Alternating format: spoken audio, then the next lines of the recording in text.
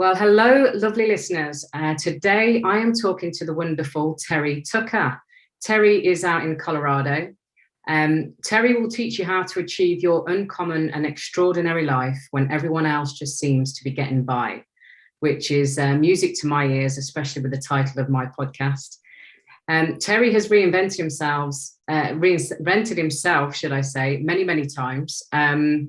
He used to play basketball at college. He's been in marketing.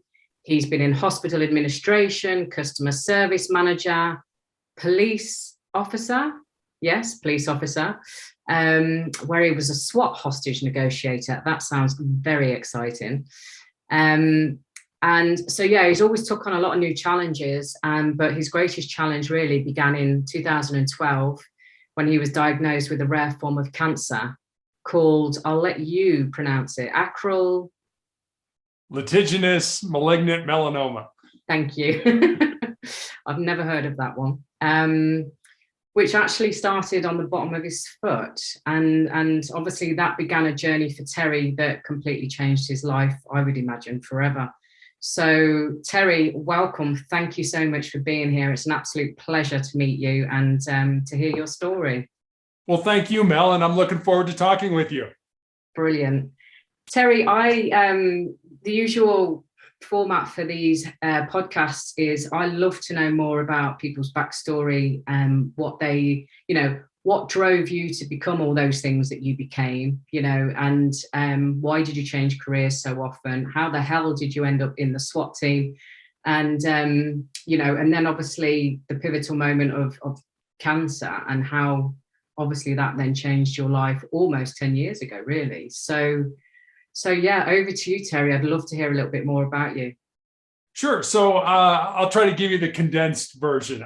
You can't tell this from looking at me or from my voice, but I'm 6'8" tall. Wow. And so I'm 6'8". I've got a brother 6'7", another brother 6'6", and my dad was 6'5". So I sort of joke that if you sat behind our family in church growing up, there wasn't a prayer's chance you were going to see anything that was going on in front. So, but our 5'8" mother, she was the boss. Didn't matter how big, tall, strong we were, whatever mom said, that's the way it went. So I was fortunate that I received a scholarship to play basketball in college, despite having 3 knee surgeries in high school. And when I graduated from college, I moved home. I was all set to make my mark on the world with my newly obtained business administration degree. And, I look back on it now and realize I really didn't know a whole lot about business just because I had a degree. But fortunately, I was able to find that first job in the corporate headquarters of Wendy's International, the hamburger chain. Unfortunately, I ended up living with my parents for the next 3.5 years as I helped my mom care for my father and my grandmother, who were both dying of different forms of cancer. You talked about my professional career, so we can delve into that a little bit more. But then just finally, my wife and I have been married for 28 years. We have one child, a daughter, who's a graduate of the United States Air Force Academy and is an officer in the new branch of the military here in the U.S., the Space Force. Oh, wow. Very exciting. You must be super proud.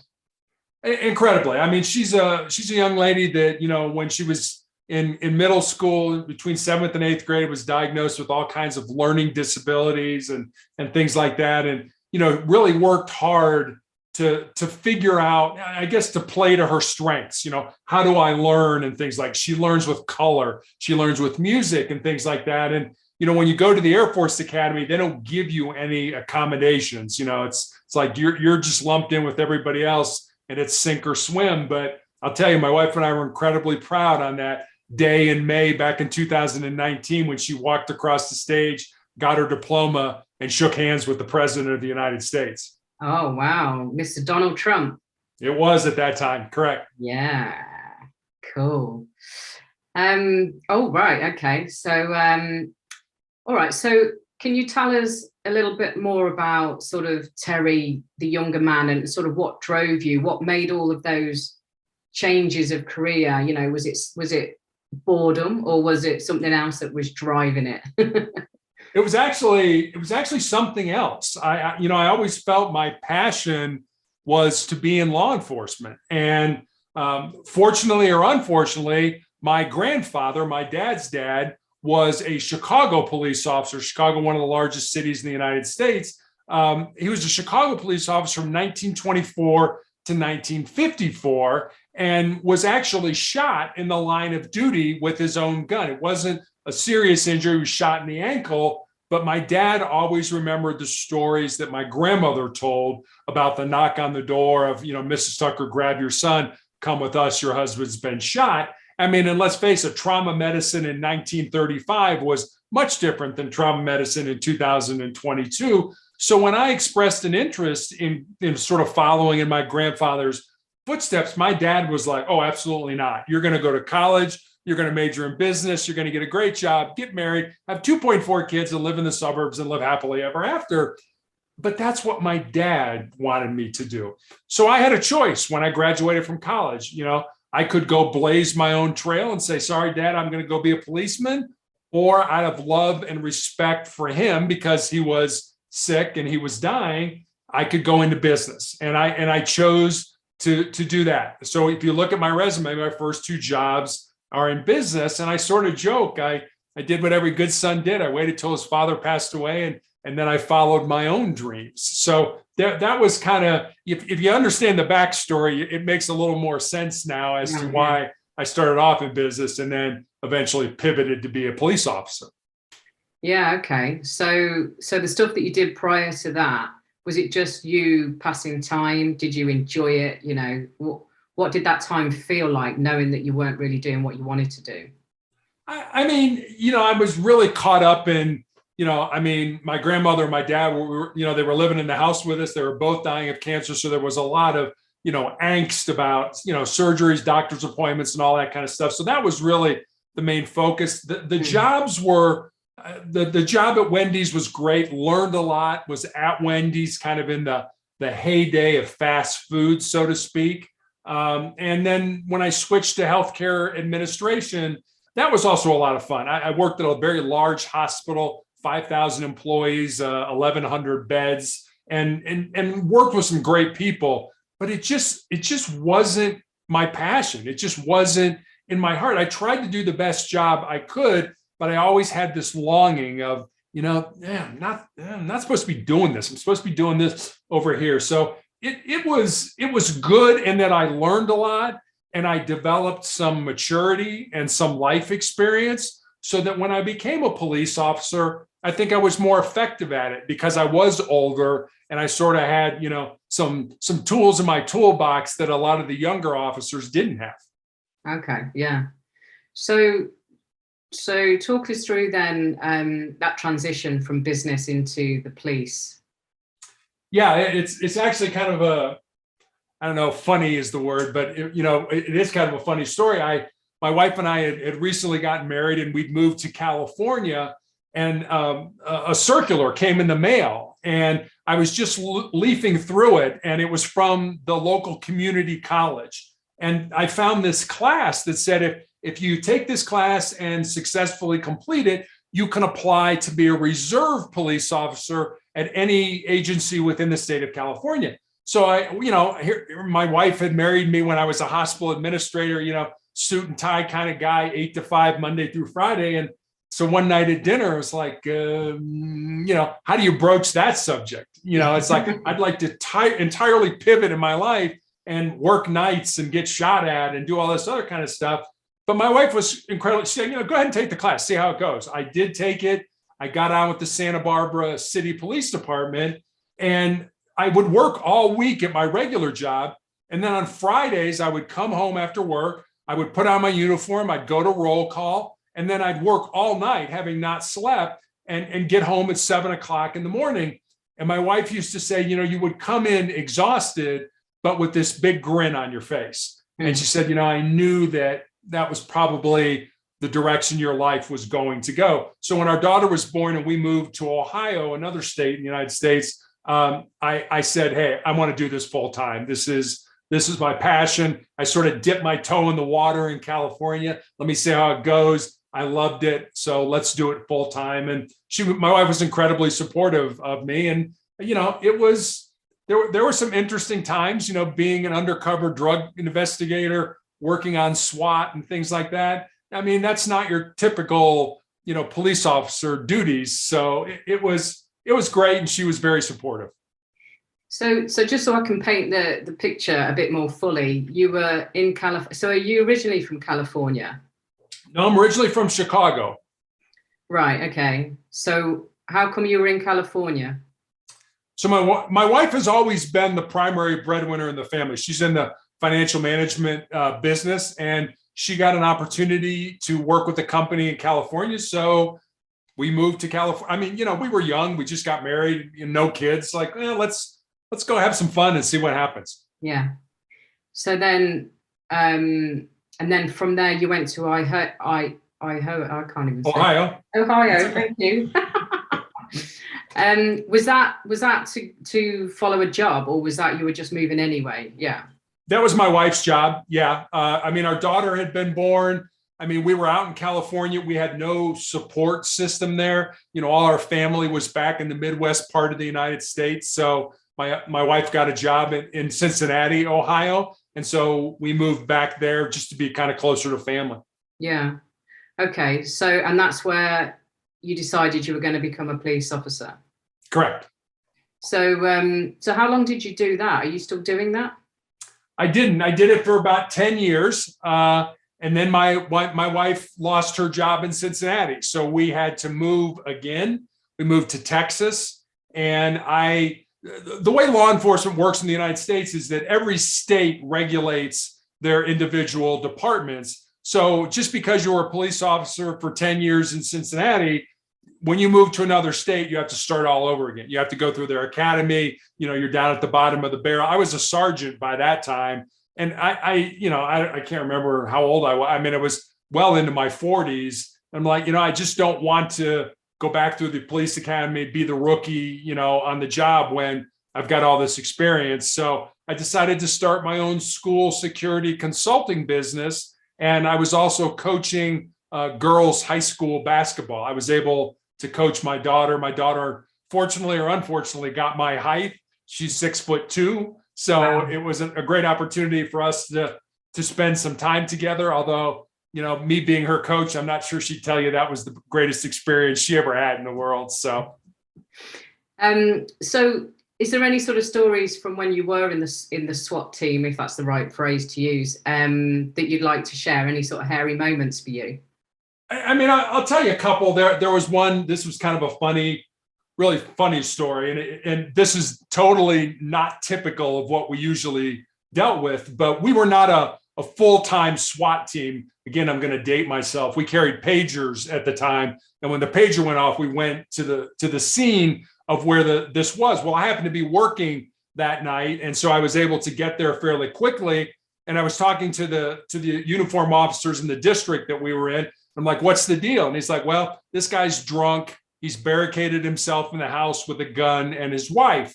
And so they had him on the phone. So I took over and I was talking to him. And usually you don't ask somebody, very early on to come out or, to do anything like that. You have to build up trust and rapport and things. But this guy was just drunk. And so I said to him, what would it take for you to come out? And he said, give me a beer. Yeah. And I said, if I gave you a beer, do I have your word that you would let your wife go and that you would come out? He said, do I have your word you'd let me drink it? And I said, you have my word. He said, then you have my word. I'll let my wife go. So I gave $5 to one of the uniform officers and said, get down to the store, buy a beer. The tactical guys put it on the front porch. I called them back, said, your beer's on the front porch, but you don't get it until your wife comes out and you come out without the gun. All of a sudden, the door opens. Here comes his wife. Here he comes with his hands up. We handcuff him, let him drink the beer, and off to jail he went. So that was not a typical story, but it was kind of funny, and how it worked out. The other one, the one I'll tell you, was a little more, well, actually a lot more serious. This was a man who wanted to commit suicide, to end his life. And so he had slit his wrists, and that didn't work. And for some reason, he thought it was a good idea to turn the gas on in his oven and stick his head in the oven. And well, that didn't work either. And then he ended up calling a family member. And the family member had the good sense to call the police. And now the guy had a gun and wanted to shoot himself. And I was talking to him. And it was getting late. It was probably 4 o'clock in the morning. This whole incident started with him trying to kill himself initially around 9 or 10 the previous night. And I think I just wore him down. I think he was just tired. And he said, I'd like to come out. And I said, good, do that. I said, if you come out, I'll come down to the scene and we'll talk face to face. And I said, but put the gun down and bring the phone with you. Well, he ends up hanging up the phone, which isn't uncommon. I mean, we're sort of conditioned that when a conversation's over, we hang the phone up. So I'm like, and just come out and do what the tactical officers tell you to do when you come out. Well, about 30 seconds later, one of the officers came on the radio and they're like, we heard a gunshot. And I thought, oh my God, you didn't. You shot yourself. He did, shot himself in the head, but he shot himself at such an angle that the bullet went underneath his skin right here, went around his skull and came out the other side. It never penetrated his skull. It never penetrated his brain. And I thinking, you've tried 3 times tonight to kill yourself and you didn't do it. That says to me, God's not done with you yet. And hopefully you're going to have a much better life afterwards. So. Oh my goodness me. Do you ever get to hear, about these people afterwards, in terms of whether he's done better or? We usually don't. But one of the things that was important when we negotiated was trust, and I think trust is important in any relationship, husband and wife, boyfriend, girlfriend, negotiator and hostage taker or barricaded person. So you have to develop that trust. And we never lied to people. So people would say to us, hey, I'll come out, but you got to promise me I won't go to jail. And we would be like, well, sorry. I mean, when you come out, you are going to go to jail, but then you try to deflect the conversation to something that was more positive. And the reason, other than it just made sense not to lie to people. The reason we didn't is because very often we wouldn't be negotiating with this person, 6 months from now or a year from now or 2 years from now. It wasn't just a one-time deal with every person. I mean, whatever the problem was, you didn't like your mother. I mean, you hated your mother all the way growing up. And then all of a sudden you have a big blow up and now you take her hostage or something like that. Well, if your mother's still alive, you're still having the tension with her that you normally do. So it's conceivable that we would be back negotiating with that same person again. So that's why we never lied to people. And like I said, about 90% of the time we were successful in getting the person out safely. But about 10% of the time they made the decision to take their own life. And while that was certainly tragic and I felt bad for it, I never lost any sleep over it. And I don't mean to sound, callous or cruel, but I knew I did the best I could. I had great training. I worked with great people. And let's face it, I mean, if you're talking to me and your house is surrounded by the police, you're probably having the worst day of your life. Yeah. So, when you get to a point where, you have a choice. Do you want to come out? Do you want to keep living? Or do you want to say, you know what? No, I don't want to do this anymore. And like I said, about 10% of the time they decided to end their life. And, it's just not fair to ask me to come into that situation and deal with a problem that has been ongoing for, 10 years or 20 years or 30 years and expect me to solve that in, 2 hours, 4 hours, 6 hours, however long it took. So like I said, I did the best I could, but, it was your choice as to how this ended. Yeah. And how did that affect you in terms of your energy levels, your mental state and all the rest of it? Because obviously, that 9 o'clock till 4 a.m., that's intensive, continual intensive hours of you trying your best to save that person's life. Yeah, I mean, go ahead. I'm sorry. I was just saying, how did you feel at the end of those shifts? Usually kind of worn out. I mean, it's, we were sitting and a lot of times we were sometimes we'd negotiate through a door or something. So we were, in a stairwell or something like that. But most of the time we were in a big kind of mobile home, that was air conditioned, that had a bathroom and stuff like that. So in terms of being comfortable, we were relatively comfortable in terms of not being out in the elements or the snow or the rain or all that stuff. But it was mentally exhausting to do that job. And, people used to say to us when we were successful, great work. You talked that person out. What we really did was listen them out. Yeah. I mean, the way I describe it is if you think of a teeter-totter or a seesaw at the park, and when we start negotiating with the person, their emotional end is way up in the air and their rational end is down on the ground. And over time, by asking them open-ended questions, we just want them to talk and burn off a lot of that emotional energy. That teeter-totter kind of comes to equilibrium, and then eventually the rational side is up in the air and the emotional side is down on the ground. And if you think about it, we all make better decisions when we're using our rational brain as opposed to our emotional brain. So that's really what we were trying to do. And we had to get very comfortable. And I know, you probably can't tell this from the fact that I just keep talking, but we had to get very comfortable with silence. So we would ask you an open-ended question. You would talk for a while, and then you'd be done talking. And then we wouldn't say anything. We would just sit there because people don't like silence. And then they would start talking again and just keep going. And so it was real interesting because we had to figure things out based on what people were saying, what they weren't saying, and how they were saying it. And a lot of times we'd be talking to somebody and we'd spend 2 hours kind of over here talking about something when the real problem was over here and we hadn't even gotten to that yet. So it was emotionally draining, and you were pretty beat up and worn out when it was over.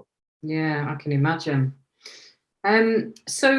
So you mentioned earlier about you started your own business because obviously you didn't want to be a rookie in the next state, and I didn't realize. I mean, I know that obviously all the states govern in their own way. I didn't realize you had to literally start from scratch again, which seems crazy, but I suppose America is huge compared to the UK, So okay, so it sort of makes a bit more sense. So in terms of you starting your own business and the cancer, what came first? So I started my own business, and sort of had two jobs. I was a high school girls basketball coach, and then I had this school security consulting business, which, being your own boss, during basketball season, I'd kind of, ramp up basketball and not spend as much time on the business. And then in the off season, I'd spend much more time on the business and not as much on basketball.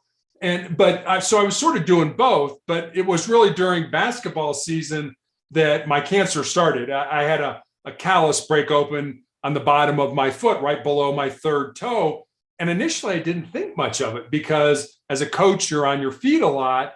But after a couple of weeks, when it didn't heal, I went to see a podiatrist, a foot doctor friend of mine, and he took an x-ray and he said, "Terry, I think you have a cyst in there and I can cut it out." And he did. He cut it out and he showed it to me. It was just a little gelatin sac with some white fat in it. No blood, no dark spots, nothing that gave either one of us concern, but he sent it off to pathology. And then 2 weeks later, I got a call from him. And as I said, he was a friend of mine. And the more difficulty he was having explaining to me what was going on, the more frightened I was becoming. Until finally, he just laid it out for me. He said, "Terry, I've been a doctor for 25 years. I have never seen this form of cancer. You have a rare form of melanoma that appears on the bottom of the feet or the palms of the hands." And he recommended I go to a very specialized cancer hospital in Houston, Texas, to be treated. And so I did, and I have the bottom of my foot cut out. I have all the lymph nodes in my groin removed. And then when I healed, my doctor put me on a weekly injection of a drug called Interferon. And what Interferon did for me is it gave me severe flu-like symptoms for 2 to 3 days every week after each injection. And I took those weekly injections for almost 5 years. So imagine having the flu every week for 5 years. Yeah, you're shaking your head. That's exactly what I said to my oncologist. I'm like, that's just cruel. That's, to ask somebody to do that is nuts. And she was like, "Well, just do the best you can." And I almost made it 5 years. I made it to 4 years and 7 months. So, and then that was 2017. The drug became so toxic to my body that I ended up in the intensive care unit of the hospital with a fever of 108 degrees, which usually isn't compatible with being alive. And so I had to stop the interferon. And the disease, the cancer came back almost immediately in the exact same spot that it had presented on the bottom of my foot. And that ended up making 2018 the year that I had my left foot amputated because of the disease. 2019 worked its way up my shin, and I had 2 more surgeries. And then in 2020, I had an undiagnosed tumor kind of in, I guess, my ankle area, or what was left of my foot, my ankle area, that grew large enough that it fractured my tibia, my shin bone. And my only recourse right in the middle of the pandemic was to have my left leg amputated above the knee. And then I also found out I had tumors in my lungs, which I'm being treated for now. And I know that sounds like a really dark and ugly story, and it certainly is. But at the same time, cancer has made me a better individual. Wow, Jesus. So you floored me there. I wasn't expecting, I didn't realize you were still suffering with it. So how does life look for you now? Obviously you've transgressed. Are you now helping other people? Say that again. I'm sorry, I missed the last part. So are you helping other people now? I'm going back to your bio where it says teaching you how to achieve your uncommon and extraordinary life. I mean, I am, but I'm not doing it I do these podcasts. The way my treatment works is that I spend a week going to the hospital every day, and I'm giving this, right now I'm on a clinical trial of a experimental drug. And so I spend every day at the hospital for a week, and then I have 2 weeks off to kind of heal and let my blood counts come up. And so during those off weeks is when I do podcasts and things like that. And then I start back again the next week. So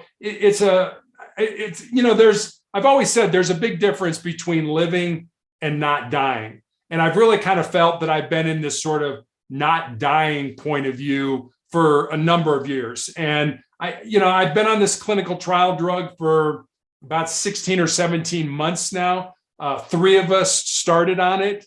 The other 2 people have passed away. Their cancer, the cancer overwhelmed them, and they were not able to be saved. So I'm the only one left. And, I kind of feel like I have to support their legacy. As the longer I can go on this, the more information the doctors can glean from my blood work and my scans and things like that. But it sucks, to be perfectly honest with you. And I think you come to a point in your life where you just have to embrace the suck.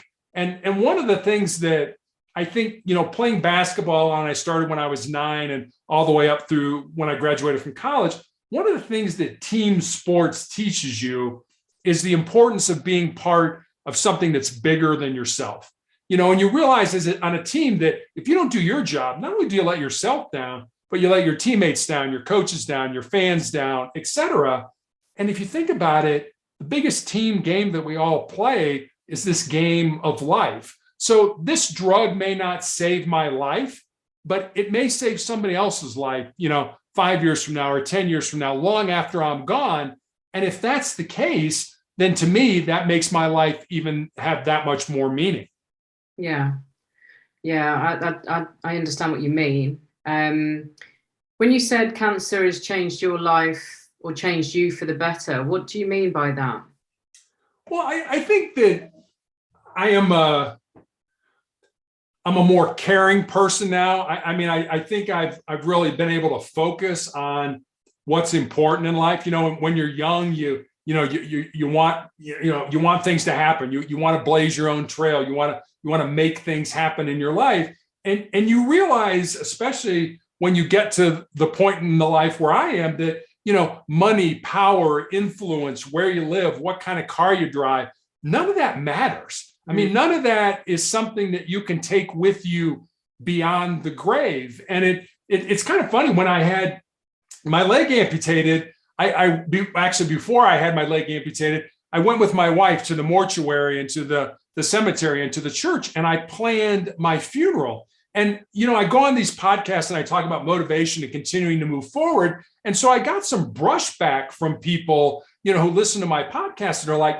don't you think that was kind of defeatist, planning your own funeral? And I sort of looked at him like, well, last time I checked, we're all going to die. I don't think anybody's working on a cure for life right now. So, everybody dies, but not everybody really lives. And I heard a Native American Blackfoot proverb many years ago that I remembered, and it goes like this: when you were born, you cried and the world rejoiced.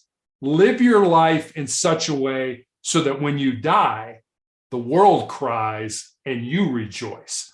That's what I want. The dying part of life, it doesn't scare me nearly as much, because I feel that I found my purpose in life and I lived that purpose. And there are so many people out there that just kind of muddle through life and live kind of a casual life, and their goals, their dreams, their ambitions become a casualty of sort of that unplanned living. And I've seen a lot of people die, both as a policeman and the number of years that I've had cancer.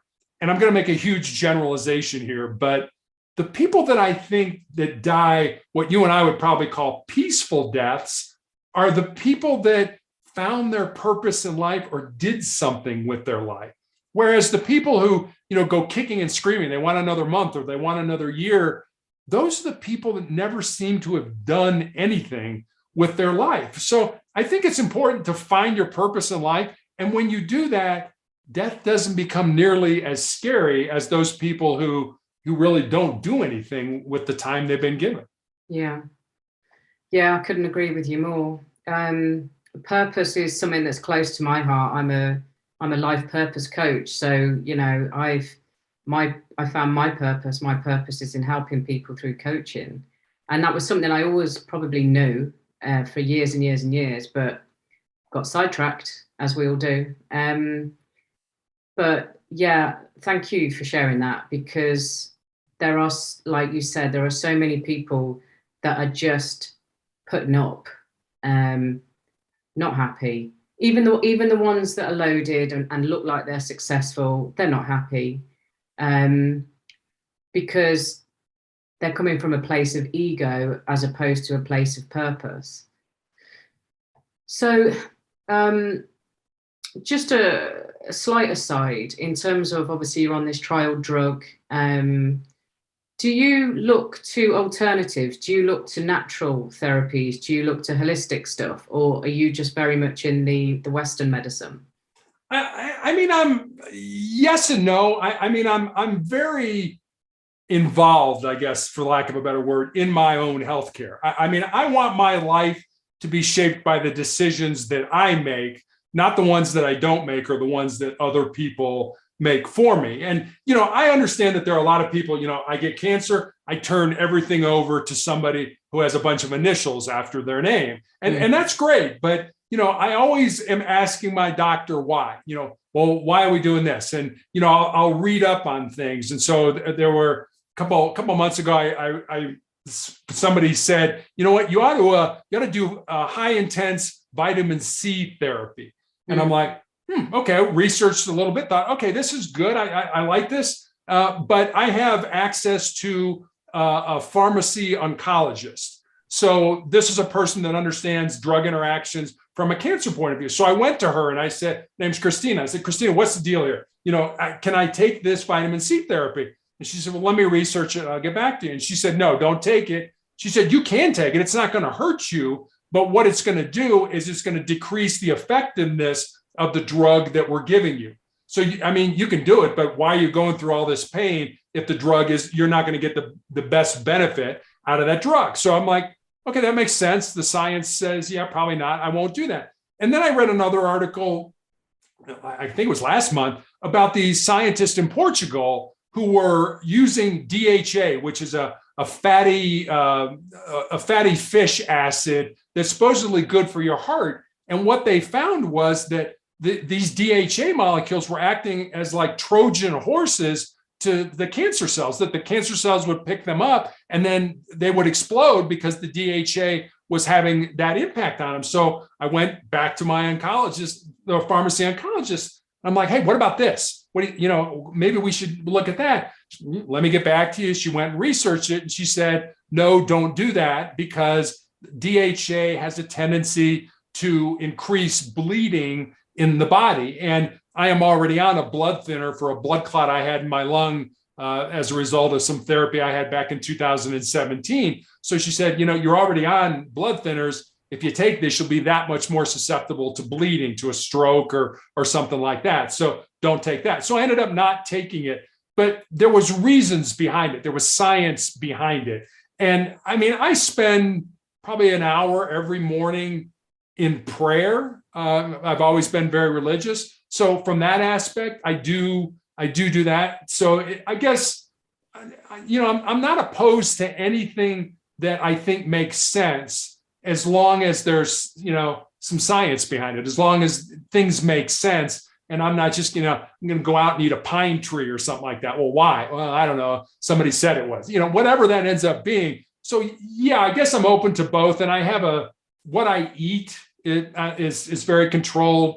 One of the scans that I used to have all over my body was a total head to toe scan, was called a PET scan. And the way that worked is they injected radioactive sugar into your body, lets you sit for about an hour, and then scanned you with the idea that cancer cells have a higher metabolism than most of your normal cells, and they'll pick up that radioactive sugar at a higher rate, and so they'll glow on the scan, and you'll know where the cancer is. Well, I mean, I'm not a genius, but I kind of figured, well, if sugar is what these cancer cells are after, maybe I shouldn't eat sugar. So I really try to cut down on the amount of sugar. I mean, everything in the United States, I swear, has sugar in it in some form. Yeah. But I really try to avoid. I only drink water. I don't drink Coke or Sprite or whatever. I really am careful at desserts. I don't do breads and things like that. So I try to stick with fruits and vegetables, and organic fruits and vegetables on top of that. Yeah, absolutely. Sugar is terrible for cancer, isn't it? At the end of the day, have you heard of? So this was something. So I'm very much the other way. I am holistic. I am looking for natural remedies, and I believe my body is amazing on its own. Yeah. And I need to feed that in the best way I can. I came across frozen lemon rind. So apparently, Bill Gates tried to patent the lemon because it is so powerful, and obviously he wasn't successful, thankfully. So frozen lemon rinds, unwaxed lemons, not waxed. Whether you put that in your salads, on your foods, whatever, apparently that's really powerful. Now this one's not going to be so nice, Terry, and I only learned about this one quite recently, and I follow these couple of guys. They're on the truth scene, if you like, and they're both coaches, and one of them is been helping cancer patients for the last few years, and it's all about natural diets. It's about all of that. He did urine therapy because one of his patients was doing it. He'd recommended it, and apparently this is a thing around the world where you drink your own urine, right? Now I know that's disgusting, and we've been taught to think that our urine is poison. Apparently that's a load of crap. So he actually did it alongside her, basically walk the walk.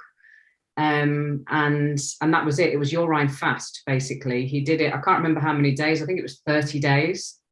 So it was just urine and water for 30 days. He lost a load of weight. But yeah, so if you want to go and investigate that one, it's disgusting, I know, but it's supposed to be amazingly successful. So I will check it out.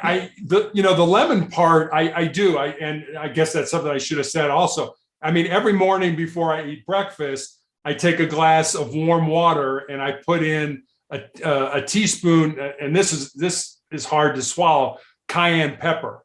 Yeah. So I put in cayenne pepper, and then I take an organic lemon and I squeeze in all the lemon juice, mix that up, and I drink that before I have breakfast. So supposedly lemon is great for detoxifying your body. Yeah. So yes, I do that every morning. Yeah, well, now you need to grate the rinds, Okay. Freeze it and then put it on your salads or something. I can do that. That'll work. What the heck? Sure.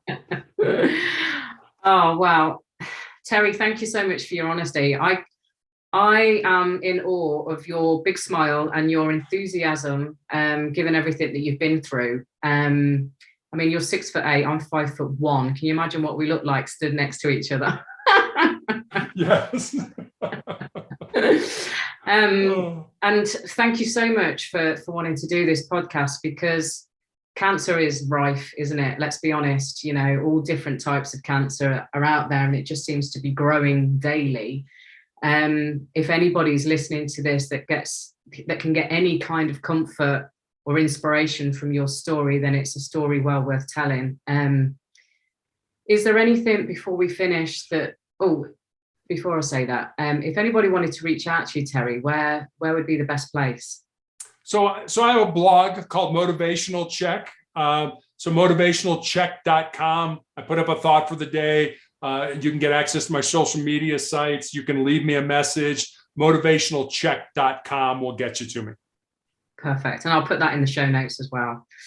I always like to leave these conversations with anything you feel called to say and finish off with. Sure. I'll leave you with a story, and it's probably going to resonate more for the people in the US, but I still think the overall theme is what's important. So I was always a big fan of Westerns growing up, you know, kind of cowboys and Indians and things like that. And excuse me, my mom and dad used to let me stay up and watch, you know, a lot of the shows when I was a kid.